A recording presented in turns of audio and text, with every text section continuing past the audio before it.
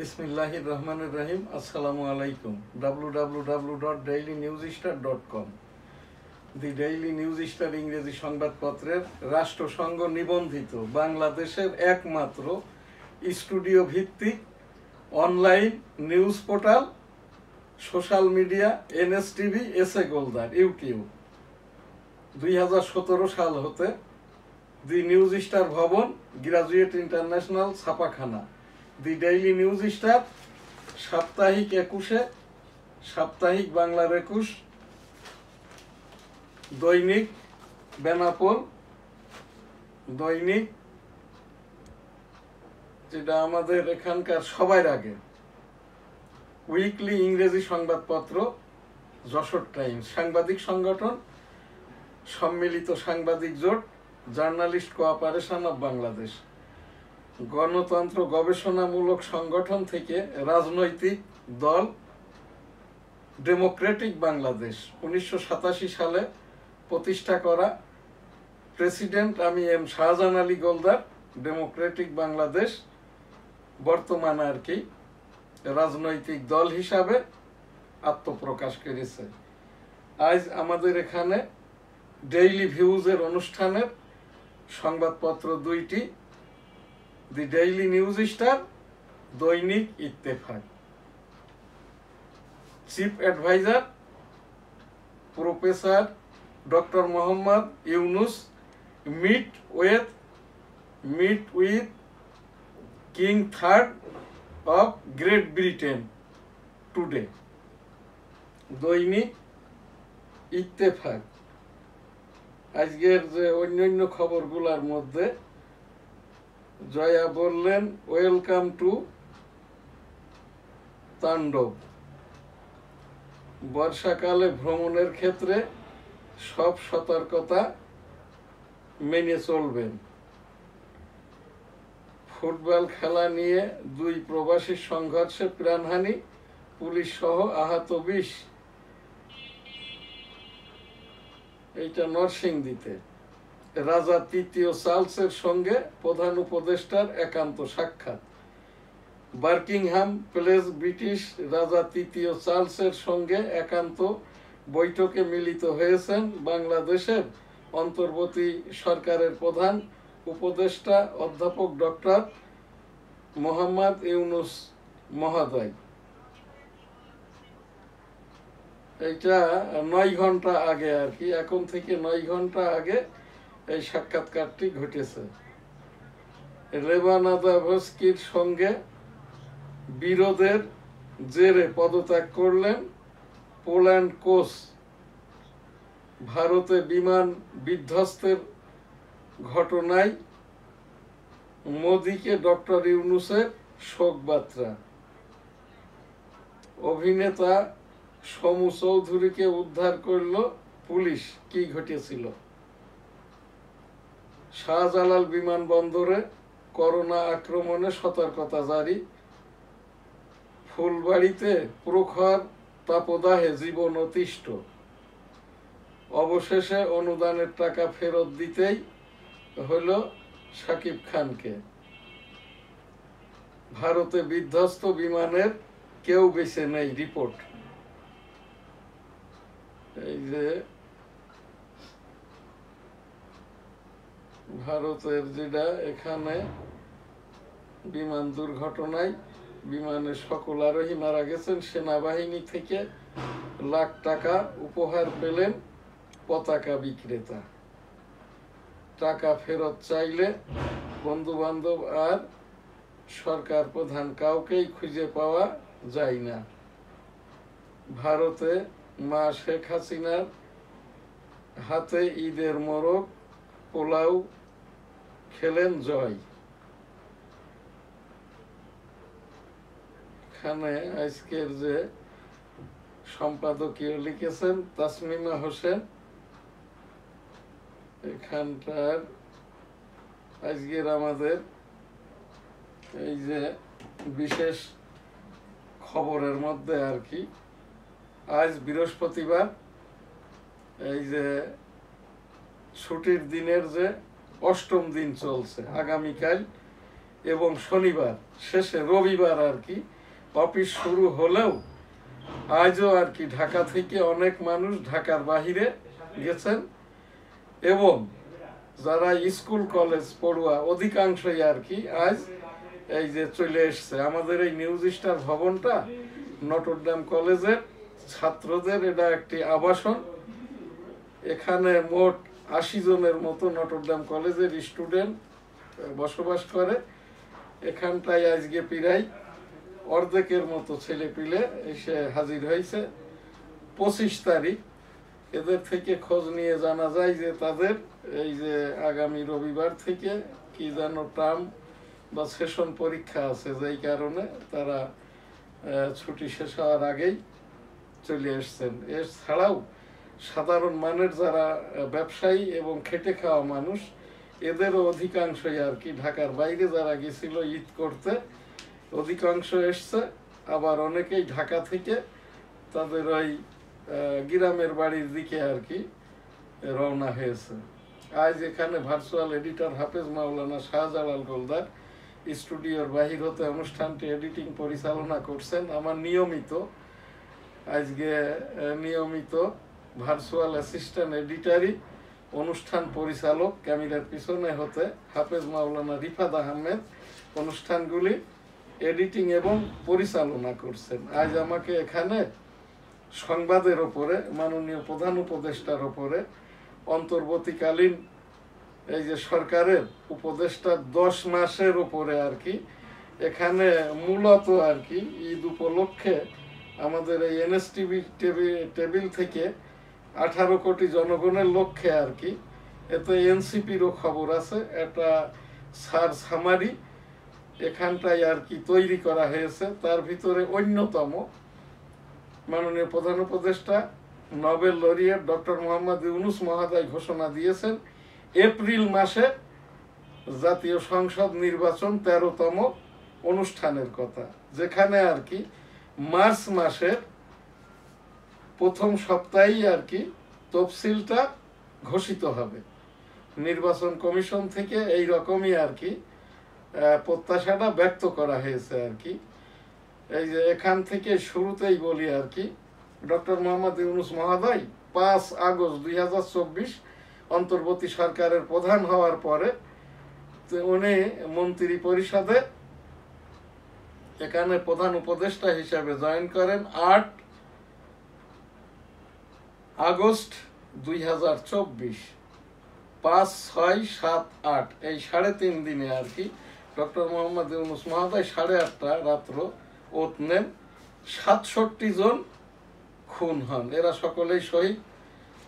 ১৬ জুলাই হতে এ পর্যন্ত আর কি যেটা ছাত্র জনতা সরকারের শহীদ সমিতি তারা বলছে যে ৮৪০ জন, আর বাংলাদেশের বা অন্যান্যরা বলছে ২,২০০ জন।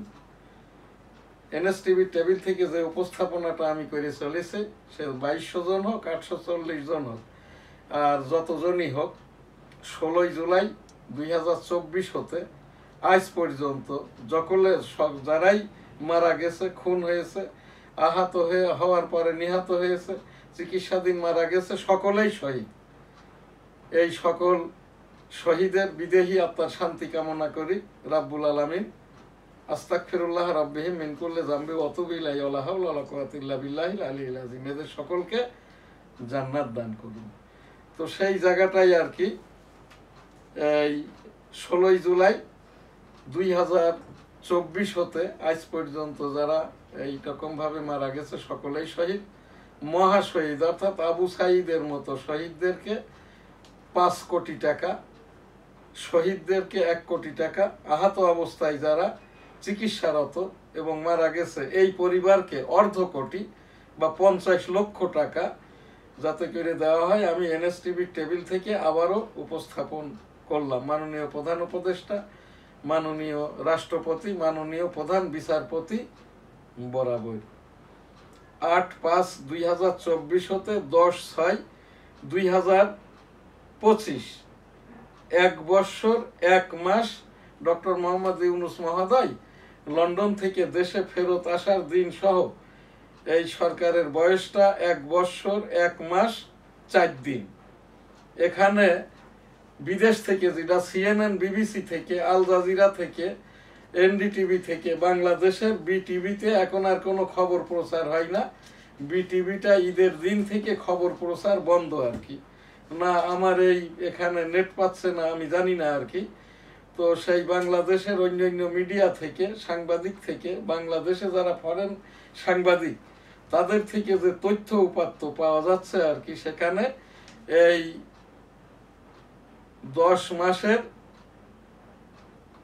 এখানটাই আর কি ডক্টর মোহাম্মদ ইউনূস মহোদয়ের আর কি সরকারের এই যে 10 মাস 4 দিনের সরকারের আর কি এখানে ফরেন ট্যুর করেছেন মাননীয় প্রধান উপদেষ্টা ডক্টর মোহাম্মদ ইউনূস মহোদয় 11টি, যার ভিতরে চাইনা, এই যে গ্রেট ব্রিটেন এবং আমেরিকা আর কি। এই সফরটি বাদে প্রত্যেকটি সফরে 200 কোটি টাকা করে, আর এই 3টি সফরে আর কি 1000 কোটি টাকা, 1200 কোটি টাকা আর কি। তো এই রকমটাই 2600 কোটি টাকা 11টি সফরে খরচ হয়েছে, যেটা আমাদের সাংবাদিকরা এবং আমি নিজে ইতিপূর্বেকার সরকারের ফরেন ট্যুরের সাথে সমন্বয় করে এই হিসাবটা বের করা হয়েছে। তবে আগের সরকারের ট্যুরগুলো ছিল সরকারি, ডক্টর মোহাম্মদ ইউনূস মহোদয়ের সকল ট্যুরই হচ্ছে এই যে উপদেষ্টা মহোদয়দের এবং ব্যক্তিগত, কিন্তু খরচটা হয়েছে সরকারি। সেই হিসেবে 10/5/2024 হতে 10/6/2024 পর্যন্ত 11টি tour purpose doctor Mohammad Yunus মহোদয়ের এখানে খরচটা হয়েছে এই যে 3600 কোটি টাকা। আর এখানে যাদেরকে 12 আর 1 13 জন উপদেষ্টার পরে যে উপদেষ্টা এখানটায় নিয়োগ দেওয়া হয়েছে, কমিশন গঠন করা হয়েছে, ওই যে প্রধান উপদেষ্টার প্রেস উইং, প্রধান উপদেষ্টার প্রধান সহকারী, এদের পিছনে ব্যয়টা হয়েছে 9000 কোটি টাকা।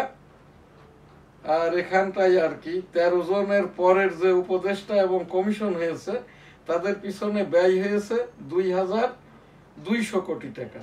অর্থাৎ আর কি এই 10 মাস 4 দিনের অন্তর্বর্তীকালীন সরকার ব্যবস্থায় আর কি এই তাদের খরচটা হয়েছে এর ভিতরে 14,800 কোটি টাকা। আর এখানটাই আর কি এর ভিতরে এই যে ছাত্র উপদেষ্টা সহ উপদেষ্টাদের এই যে এখান থেকে যারা আর কি, হ্যালো, হ্যাঁ হ্যাঁ, আমি এখন এই প্রোগ্রাম করছি, পরে ফোন দিও। এখান থেকে আর কি এই যে অন্তর্বর্তীকালীন সরকারের এখানে এই যে আদিলুর রহমান, তারপরে এই যে পরিবেশ উপদেষ্টা এই রেজওয়ানা হাসান, এই রকম আর কি ছাত্রদের ভিতরে যে 3 জন উপদেষ্টা, এদের মাধ্যম দিয়ে আর কি 2200 কোটি টাকা এটা অনিয়ম হয়েছে। এই মিলে আর কি অন্তর্বর্তীকালীন সরকার চলাকালীন ডক্টর মোহাম্মদ ইউনূস মহোদয়ের মাধ্যম দিয়ে আর কি 17,000 কোটি টাকা এখান থেকে খরচ হয়েছে। এর মধ্যে আর কি আগের সরকার এবং অন্তর্বর্তীকালীন সরকারের ভিতরে তফাৎটা হচ্ছে এই যে স্টারলিংকটা এটা নেওয়ার কথা ছিল জাতীয়ভাবে, কিন্তু স্টারলিংকটা নিয়েছে এখন গ্রামীণ ফোন, যেটা টেলিনর এবং গ্রামীণ ব্যাংক এদের সমন্বয়ে আর কি। এখন যেটা এই যে লন্ডনের সাথে যেটা একটা বাংলাদেশ শাহজালাল বিমানবন্দরের যে একটা চুক্তি হতে যাচ্ছে, এটাও নাকি এখান থেকে ডক্টর মোহাম্মদ ইউনূস মহোদয়ের নামে, তারপরে ডক্টর ইউনূস মহোদয়ের যেটা গ্রামীণ বিশ্ববিদ্যালয়, এছাড়াও আর কি রাষ্ট্র কর্তৃক চলমান মামলার ওপরে আর কি এইগুলো সব সহ ইতিমধ্যে আর কি প্রায় 2.5 লক্ষ কোটি টাকার বিভিন্ন রকমের এই যে সুযোগ সুবিধা মাননীয় প্রধান উপদেষ্টার এই আমলে আর কি, যেটা জাতীয়ভাবে হওয়ার কথা ছিল 2.5 লক্ষ কোটি টাকার, এই রকমটা এখন এইটা ব্যক্তিগত নামে গেছে। এর কোনোটাই আসলে এখন যেটা আলোচনা হচ্ছে আদৌ কি স্বরূপ পাবে। স্টারলিংক তাদের লাইনগুলো বিক্রি করে এখন আমরা যে লাইনটা চালাই 500 টাকা, ওইটা নিতে হবে 4200 টাকা দিয়ে। এই রকমটা করে যদি তারা এই যেখানে লাইনগুলো বিক্রি করে দেখা যাচ্ছে এখান থেকে 4.5 লক্ষ কোটি টাকা নিয়ে যদি এরা উধাও হয়ে যায়, এটা করার কিছু থাকবে না। যেটা বিভিন্ন পত্র পত্রিকা থেকে বাংলাদেশের এবং আমি নিজেও আর কি, আমি আইটি ভিসাতে 2001 সালে ইউনাইটেড স্টেট অফ আমেরিকাতে যাই, সেই হিসাবটাই উন্নয়ন অগ্রগতি কতটা হবে। ইতিমধ্যে এই 10 মাসের ভিতরে কোনো ফরেন ইনভেস্টর আসে নাই। যেখানে যেখানে উপস্থাপনা করা হয়েছে সকলেই এখানে তাদের একটা গাইডলাইন দিয়েছে, রোডম্যাপ দিয়েছে। নিয়মতান্ত্রিক সরকার আসার পরে এগুলোর কার্যক্রম শুরু হবে। সেই হিসাবে আর কি এই 10 মাসে বর্তমান অন্তর্বর্তীকালীন সরকারের উন্নয়নমূলক কর্মকাণ্ড জিরো। এটা যেটা CNN, BBC, IMF এবং ওই ওয়ার্ল্ড হেলথ অর্গানাইজেশন থেকে যে কথাটি বলা হচ্ছে আর কি, দল গঠনের 3 মাসে আর কি এই যে এনসিপি যে রাজনৈতিক দলটা গঠিত হয়েছে, এরা কোথায় ইফতারি খেয়েছে, কোন জায়গায় জয়েন করেছে, কত লোক মিটিংয়ে হয়, এইটা আমার কথা না। এনসিপি দলটি সঠিকভাবেই গঠিত হয়েছে। এনসিপির কোনো নিবন্ধন প্রয়োজন নাই। এনসিপির কাছেই আর কি ইলেকশন কমিশন তালিকাভুক্ত হবে। এনসিপির কাছেই ইলেকশন কমিশন তালিকাভুক্ত হবেন। এনসিপি যেহেতু তারাই আর কি এই সরকারকে এনে দিয়েছে, এরপরে আর কি কিভাবে তাদের নিবন্ধন হবে ইলেকশন কমিশন তাদেরকে গাইডলাইন দিবেন। এনসিপিকে নিয়ে আমরা যে ভাবাবেগে কথা বলি, আমরা ঝগড়াঝাটি করি, আমরা অতিরঞ্জিত করছি, এইগুলো আমরা না করি। বিএনপি টু বিএনপি গত 10 মাসে এখানে 450 জন খুন হয়েছে।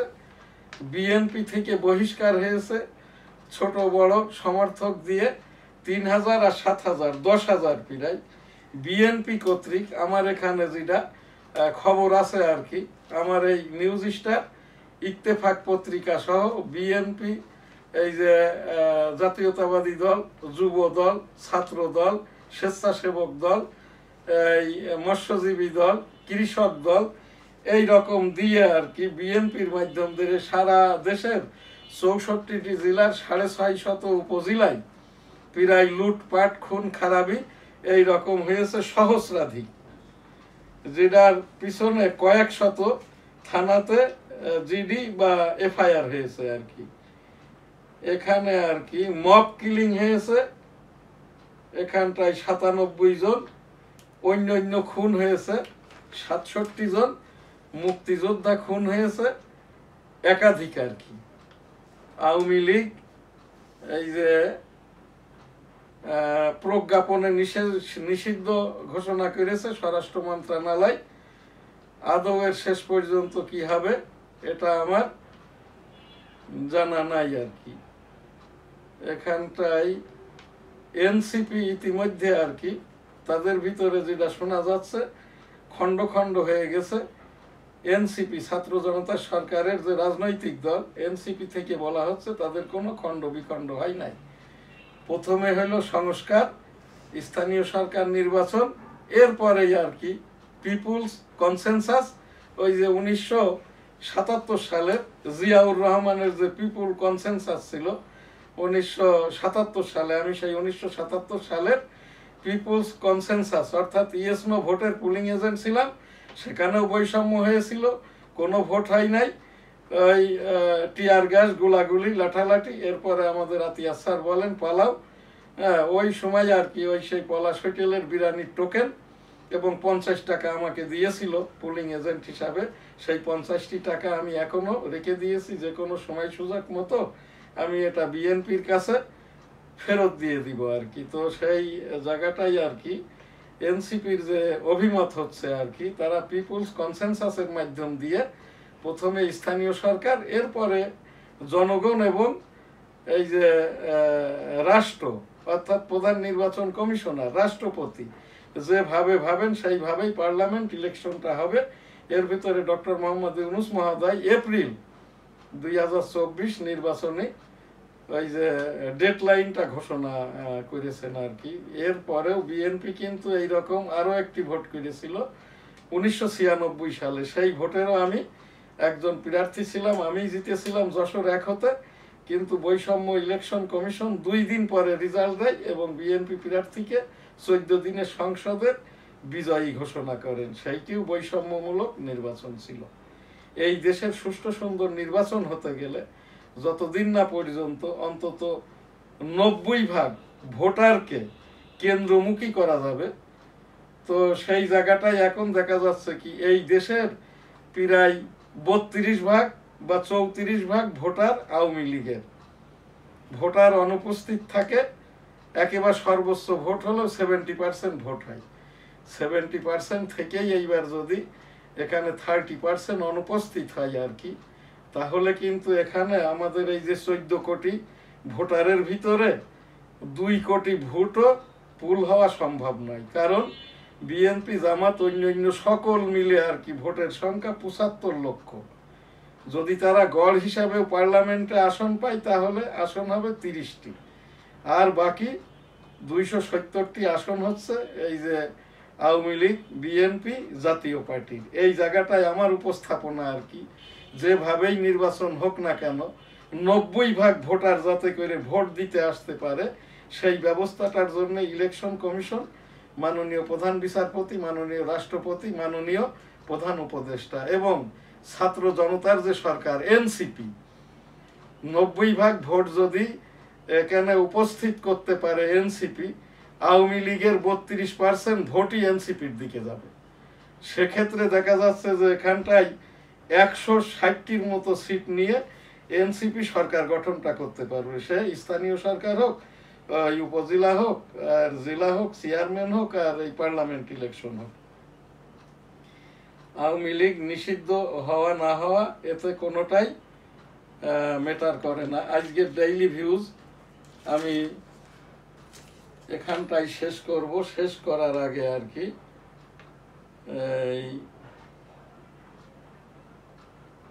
এখানে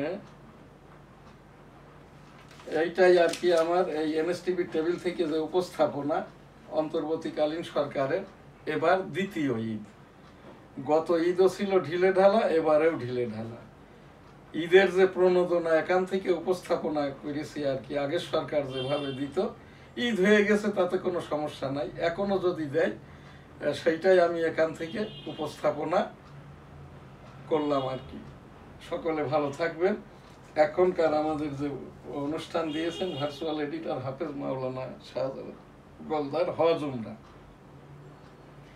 লাব্বাইক আল্লাহুম্মা লাব্বাইক, লাব্বাইক লা শারীকা লাকা লাব্বাইক, ইন্নাল হামদা ওয়ান নিয়ামাতা লাকাল মুলক লা শারীকা লাক।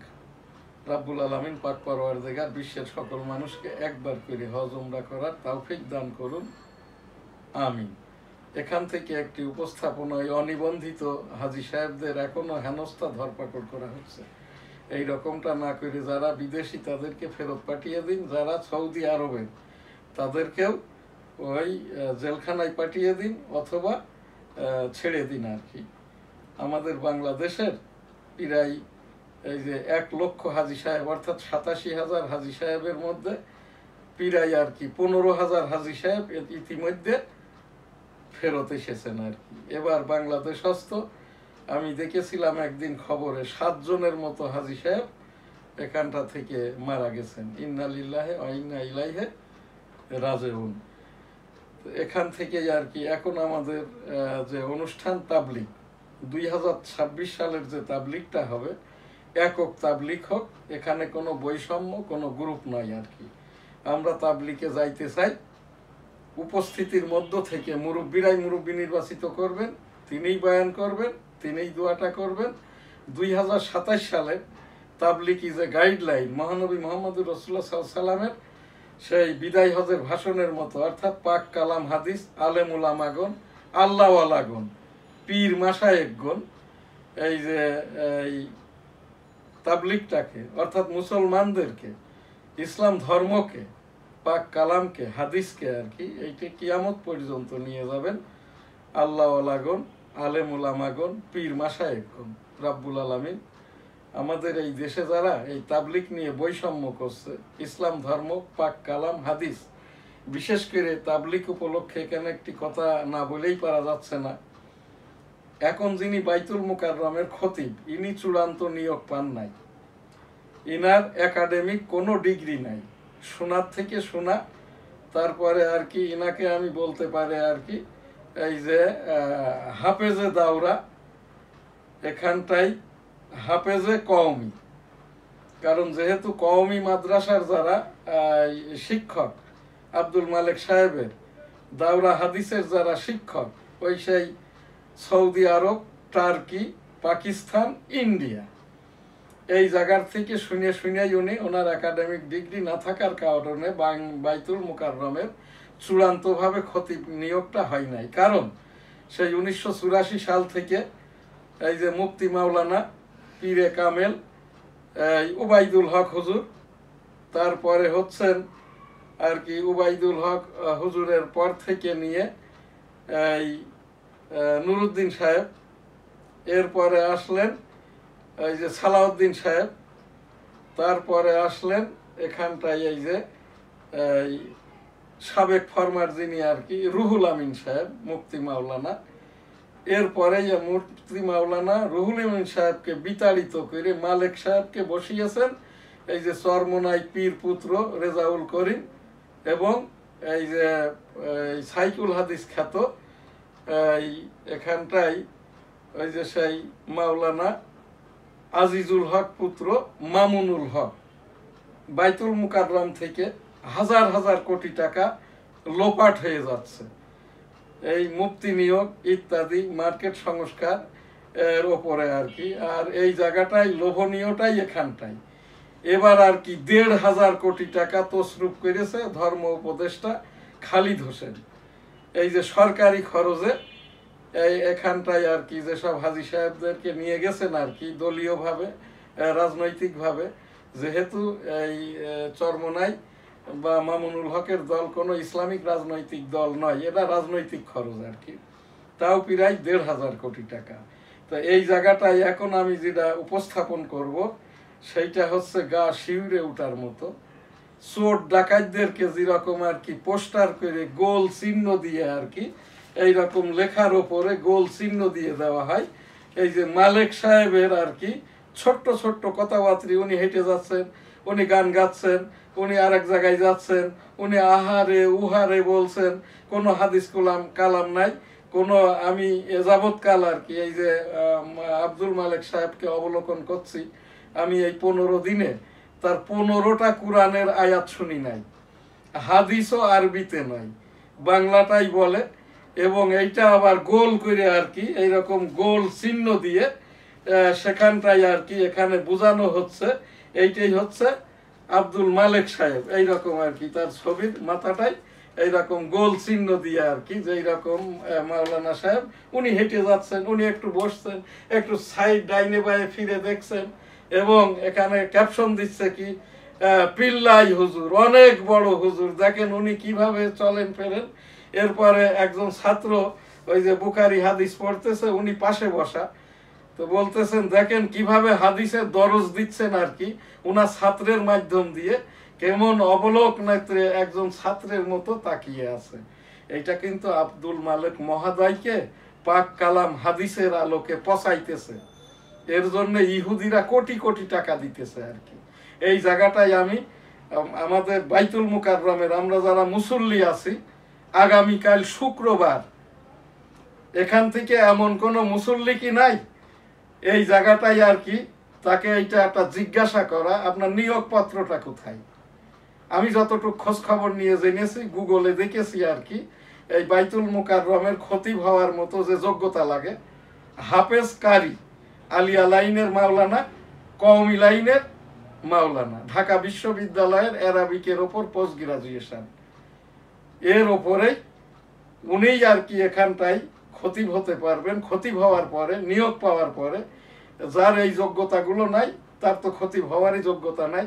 এইবার খতিব হওয়ার পরে এই যে আল্লাহর ঘর বাইতুল্লাহ যেভাবে এই খতিব মহাদয় অর্থাৎ আল-কুরা বিশ্ববিদ্যালয়ের যিনি সৌদি আরবের গ্রান্ড মুফতি মাওলানা হাফেজ আব্দুর রহমান আল সুদাইস, ওই যে পায়জামা, পাঞ্জাবি, জুব্বা, এরপরে সুন্নতি টুপি, পাগড়ি, তার উপরে আর কি পর্দার রুমাল, এইভাবেই আর কি ওই যে খুতবাটা দিবেন এবং এই পোশাকে। এইটা যদি আব্দুল মালেক মহোদয় আগামীকাল এইভাবে উনি পড়বেন না, কারণ উনি হচ্ছেন আহলে সুন্নাত আল জামাতের মুরব্বী এবং আর কি এখন আর একটা এই পরিচয় পাওয়া গেছে, উনি হামলি মাযহাব ফলো করেন।